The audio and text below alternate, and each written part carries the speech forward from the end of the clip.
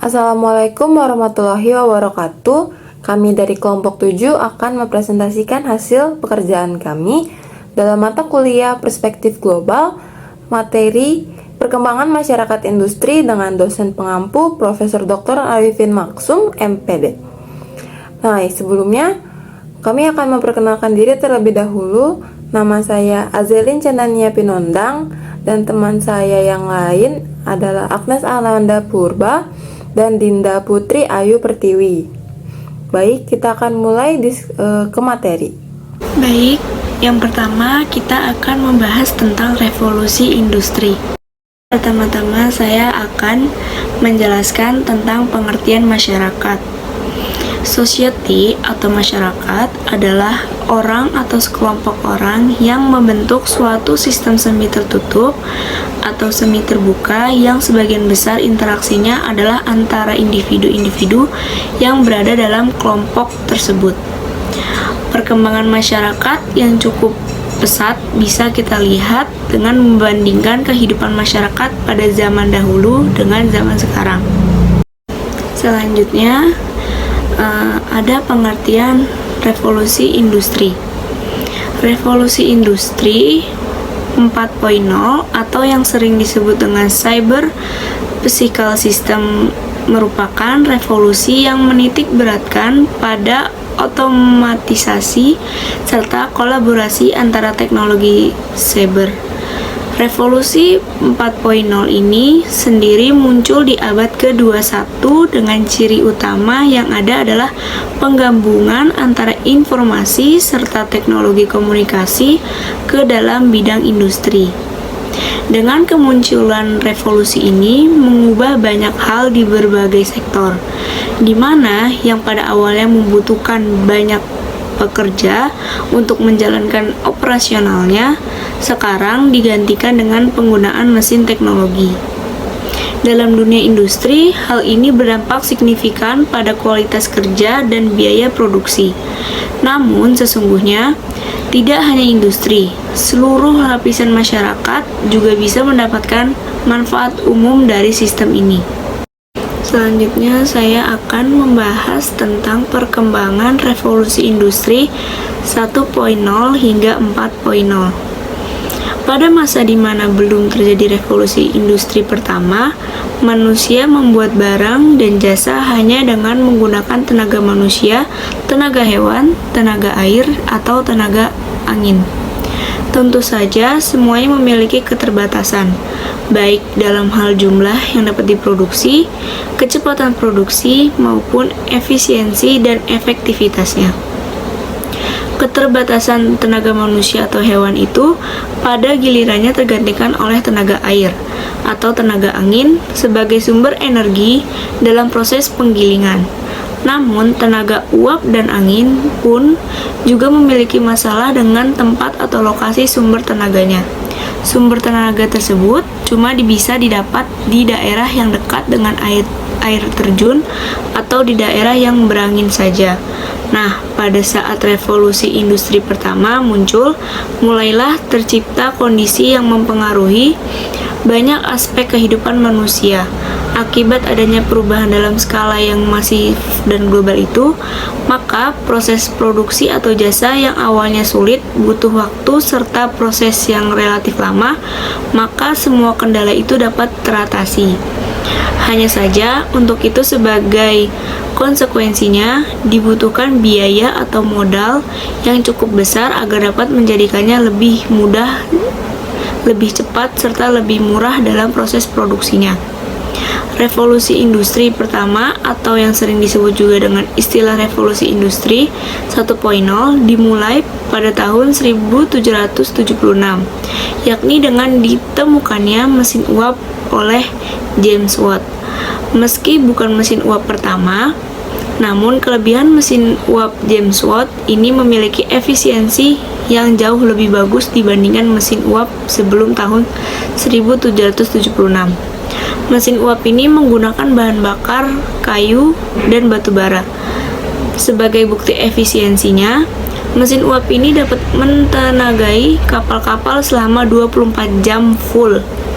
Sejak ditemukannya mesin ini, negara-negara penjajah Eropa mulai melakukan pelebaran wilayah atau penjajahan di kerajaan atau kesultanan di wilayah Afrika dan Asia.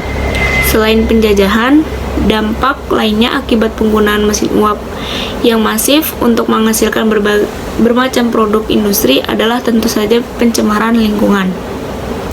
Selanjutnya masuk revolusi industri 2.0, di mana mulai tahun 1870 dilakukan proses produksi barang secara massal dengan menggunakan assembly line dan juga penggunaan energi listrik. Kemudian muncul revolusi industri 3.0 sekitar tahun 1989, di mana komputer mulai hadir sehingga berkembanglah otomatisasi industri dan manufaktur. Setelah itu barulah masuk ke revolusi industri 4.0, di mana kegiatan manufaktur terintegrasi melalui penggunaan teknologi wireless dan big data secara masif yang membuat pemanfaatan data lebih efisien dengan sistem server, mengintegrasikan ke seluruh kegiatan otomasi dalam satu sistem. Selanjutnya ada teknologi pendukung revolusi industri 4.0. Terdapat beberapa jenis teknologi pendukung revolusi industri 4.0. Jenis teknologi tersebut adalah yang pertama ada Internet of Things atau IoT. IoT merupakan sistem yang menggunakan perangkat komputasi, mekanis, dan mesin digital dalam satu keterhubungan atau interrelated connection untuk menjalankan fungsinya melalui komunikasi data pada jaringan internet tanpa memerlukan interaksi antar manusia atau interaksi manusia dan komputer. Sistem IoT mengintegrasikan 4 komponen, yaitu perangkat sensor, konektivitas, pemrosesan data, dan antarmuka pengguna. Contoh aplikasi IoT di Indonesia itu ada Goes. Goes itu adalah IoT untuk bike sharing. Terus ada Efficery. Efficery itu IoT pemberi pakan ikan otomatis. Terus selanjutnya ada Clue, itu IoT untuk smart city. Dan yang terakhir ada Hara, itu IoT untuk pangan dan pertanian. Yang kedua itu ada cloud computing. Komputasi awan atau cloud computing adalah teknologi yang menjadikan internet sebagai pusat pengelolaan data dan aplikasi, di mana pengguna komputer diberikan hak akses atau login menggunakan cloud untuk dapat mengkonfigurasi peladen atau server melalui internet. Contohnya hosting situs web berbentuk peladen virtual. Ada 3 jenis model layanan dari komputasi awan, yaitu yang pertama ada Cloud Software as a Service atau SaaS. SaaS itu layanan untuk menggunakan aplikasi yang telah disediakan oleh infrastruktur awan. Terus yang kedua ada Cloud Platform as a Service atau PaaS. PaaS itu layanan untuk menggunakan platform yang telah disediakan, sehingga pengembang hanya fokus pada pengembangan aplikasi. Yang terakhir ada Infrastructure as a Service atau IaaS. IaaS itu layanan untuk menggunakan infrastruktur yang telah disediakan, di mana konsumen dapat memproses, menyimpan, berjaringan, dan memakai sumber daya komputasi lain yang diperlukan oleh aplikasi. Produk cloud computing di Indonesia itu ada K-Cloud, terus ada Cloud Kilat, ada Dewa Web, ada ID Cloud Host, dan Free Cloud. Yang ketiga itu ada Artificial Intelligence atau AI. AI merupakan sebuah teknologi komputer atau mesin yang memiliki kecerdasan layaknya manusia dan bisa diatur sesuai keinginan manusia. AI bekerja dengan mempelajari data yang diterima secara berkesinambungan. Semakin banyak data yang diterima dan dianalisis, semakin baik pula AI dalam membuat prediksi. Aplikasi chatbot dan pengenalan wajah atau face recognition merupakan salah satu contoh penerapan AI. Terus yang keempat itu ada big data. Big data adalah istilah yang menggambarkan volume besar data, baik terstruktur maupun tidak terstruktur. Namun, bukan jumlah data yang penting, melainkan apa yang dilakukan organisasi terhadap data. Big data dapat dianalisis untuk pengambilan keputusan maupun strategi bisnis yang lebih baik. Penyedia layanan Big Data Indonesia antara lain, yang pertama itu ada Sonar Platform, yang kedua ada PakWest Platform, yang ketiga ada Warung Data, dan yang keempat ada Databot. Yang kelima ada Augmented Reality. Teknologi yang kelima dalam perkembangan yang terjadi di revolusi industri 4.0 adalah Augmented Reality atau yang dikenal dengan AR. AR merupakan sebuah teknologi di mana menggabungkan antara benda dunia maya 2 dimensi dengan benda 3 dimensi yang ada ke dalam sebuah lingkungan nyata tersebut. Kemudian memproyeksikan benda maya yang ada tersebut ke dalam waktu nyata. Beberapa aplikasi yang menggunakan teknologi AR atau Augmented Reality ini adalah aplikasi chatbot serta pengenalan wajah atau yang lebih dikenal dengan face recognition. Yang keenam ada sistem integration. Sistem integration atau sistem integrasi yang merupakan sebuah rangkaian penghubung antara beberapa sistem baik secara fisik maupun fungsional. Sistem tersebut juga yang akan menggabungkan antara komponen subsistem yang ada dalam satu sistem sehingga dapat menjamin setiap fungsi yang ada dapat bekerja dengan baik sebagai satu kesatuan dari sistem yang ada. Yang ketujuh ada cyber security. Cyber security yang merupakan sebuah bentuk upaya untuk melindungi segala informasi yang dimiliki dari adanya cyber attack. Cyber attack sendiri merupakan segala jenis tindakan yang sengaja dilakukan untuk mengganggu kerahasiaan atau confidentiality, integritas atau integrity, serta ketersediaan atau availability sebuah informasi. Yang kedelapan itu ada simulation. Simulation merupakan bentuk perwakilan dari operasi waktu ke waktu. Simulasi seringkali digunakan untuk berbagai konteks, seperti dalam simulasi teknologi yang digunakan untuk optimalisasi kinerja, teknik keselamatan, pengujian, serta pelatihan. Yang kesembilan itu ada additive manufacturing. Additive manufacturing merupakan terobosan baru di industri manufaktur dengan memanfaatkan mesin pencetak 3D atau sering dikenal dengan istilah 3D printing. Gambar desain digital yang telah dibuat diwujudkan menjadi benda nyata dengan ukuran dan bentuk yang sama dengan desain sebenarnya atau dengan skala tertentu.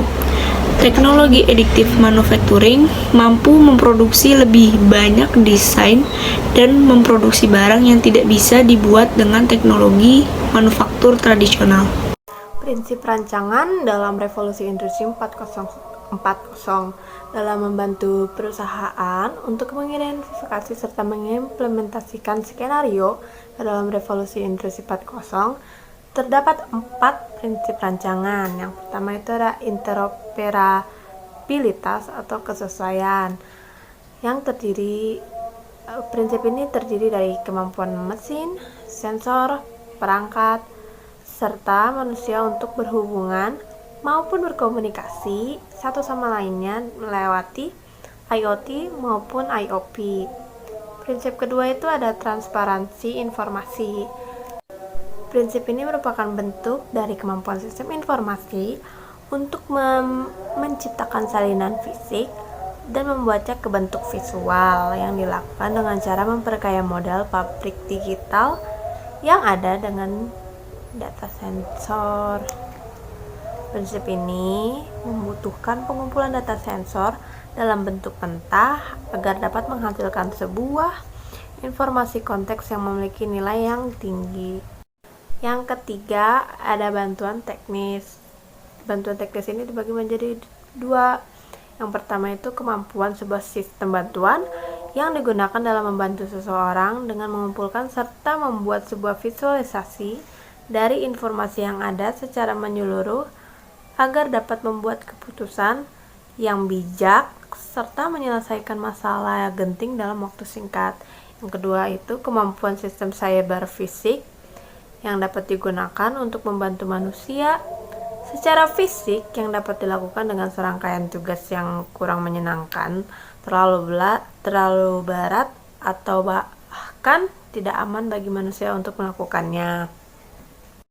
Lalu ada prinsip yang keempat, yaitu keputusan mandiri. Prinsip rancangan yang keempat ini merupakan kemampuan sistem cyber fisik yang ada agar dapat membuat keputusan mandiri serta melakukan tugasnya sendiri. Jika terjadi sebuah pengecualian, gangguan, maupun tujuan yang berseberangan, maka tugas ini akan didelegasikan ke atasannya. Materi selanjutnya itu ada tantangan dan peluang revolusi industri 4.0.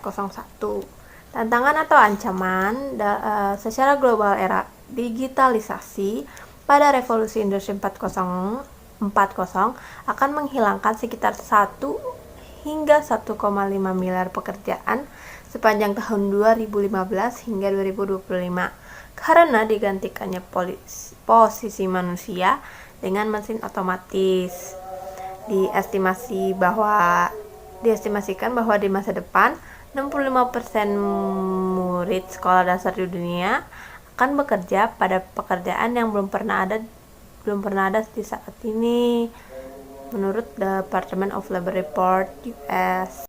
Lalu peluang era digitalisasi berpotensi memberikan peningkatan net tenaga kerja hingga 2,1 juta pekerjaan pada tahun 2025 mendatang.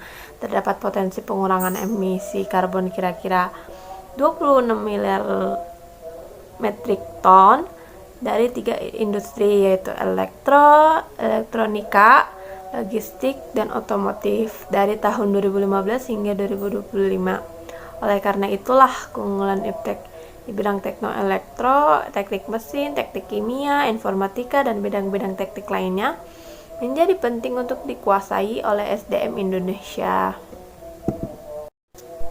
Selanjutnya ada dampak dari revolusi industri. Dari revolusi ini membuat banyak sektor industri mendapat kemudahan. Bisa dibilang dampak positifnya. Selain dari dampak positifnya, kita juga pasti mendapatkan dampak negatifnya yang terjadi akibat revolusi ini. Oleh sebab itu, berikut ini ada beberapa dampak dari adanya revolusi industri 4.0. Yang pertama itu dari dampak positifnya revolusi industri itu sendiri ya. Yang pertama itu ada kemudahan dalam mengakses informasi dikarenakan dapat menggunakan gawai maupun teknologi lain dengan mudah gitu. Yang kedua ada efektivitas dalam bidang produksi dengan penggantian tenaga manusia yang ada menggunakan teknologi mesin. Selain menggunakan biaya produksi karena mengurangi penggunaan tenaga kerja, penggantian menggunakan teknologi mesin dapat meningkatkan hasil produksi. Yang ketiga itu dapat meningkatkan pendapatan nasional karena dapat memproduksi barang dalam waktu yang relatif singkat dengan kualitas baik. Yang keempat, bukan terakhir tapi keempat, peningkatan peluang kerja bagi tenaga ahli. Hal ini dikarenakan walaupun menggunakan mesin, tetap saja menggunakan tenaga ahli manusia untuk menggerakkannya. Lalu ada dampak negatif dari revolusi itu sendiri. Lalu ada dampak negatif dari revolusi industri 4.0. Yang pertama itu lebih rentan terhadap serangan cyber. Hal ini dikarenakan proses produksinya menggunakan mesin teknologi. Oleh sebab itu sangat penting untuk memiliki sistem keamanan yang baik. Yang kedua itu butuh biaya yang besar dalam investasi alat serta pekerja. Hal ini dikarenakan harus mengeluarkan uang untuk membeli alat terlebih dahulu serta pelatihan keterampilan untuk pegawai agar dapat menjalankannya. Yang ketiga itu adanya urbanisasi, di mana meningkatnya jumlah populasi masyarakat yang ada di kota besar. Yang keempat itu berdampak untuk lingkungan. Hal ini dikarenakan penggunaan mesin yang dapat menghasilkan polusi udara, limbah dalam jumlah yang besar, serta hal negatif lainnya yang dapat merusak lingkungan.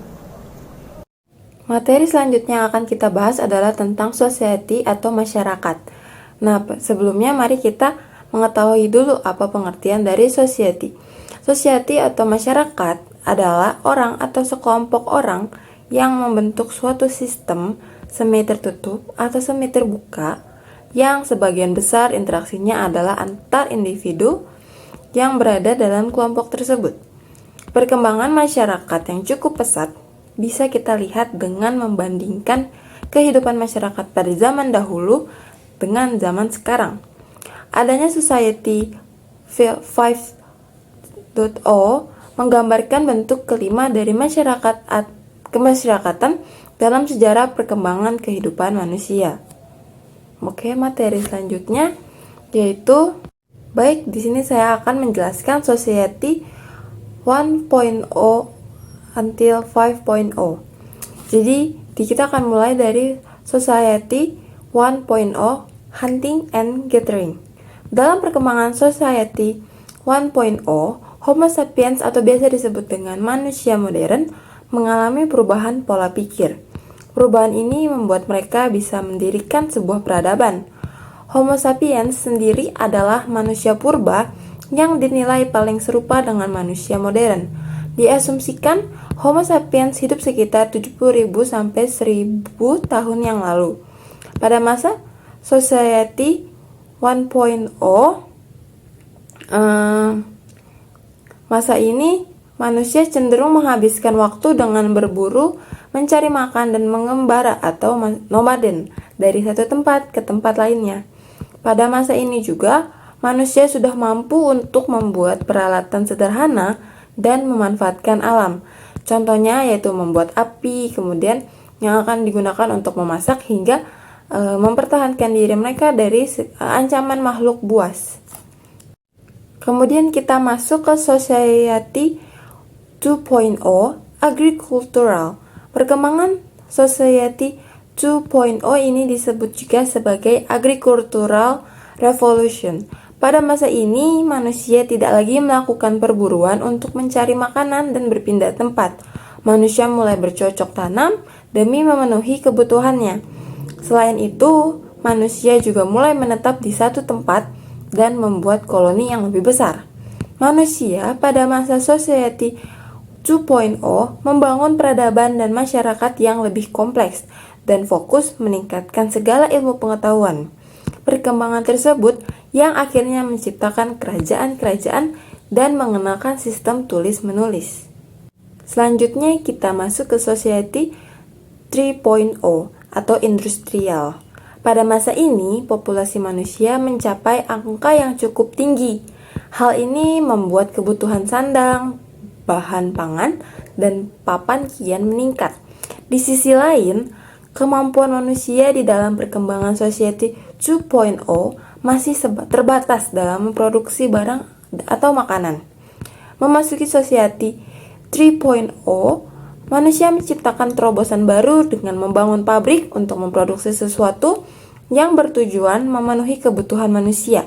Masyarakat yang tadinya fokus bertani dan berternak hewan, sekarang bisa bekerja di pabrik-pabrik dengan sistem upah. Di sini, kapitalisme menjadi faktor dalam perkembangan Society 3.0. Tetapi, kemajuan tersebut memunculkan masalah seperti kesenjangan di antara masyarakat dan kerusakan lingkungan. Lalu yang keempat ada Society 4.0 atau Information. Di masa ini, manusia berada pada masa di mana informasi bisa dengan mudah didapatkan dan komunikasi antar manusia semakin hebat. Kehidupan manusia seperti tidak mempunyai batas ruang dan waktu karena data yang mengalir sangat cepat. Society 4.0 memperlebar ekonomi menuju ekonomi digital yang memungkinkan kegiatan dilakukan menggunakan internet dan komputer. Pelaku industri pada masa ini berkompetensi untuk memodernasikan sistem produksi, distribusi, ataupun pelayanan informasi dengan teknologi. Lalu yang terakhir ada Society 5.0 Practical and Automation. Society 5.0 adalah pengembangan untuk menangani cepatnya perkembangan teknologi yang ada pada Society 4.0.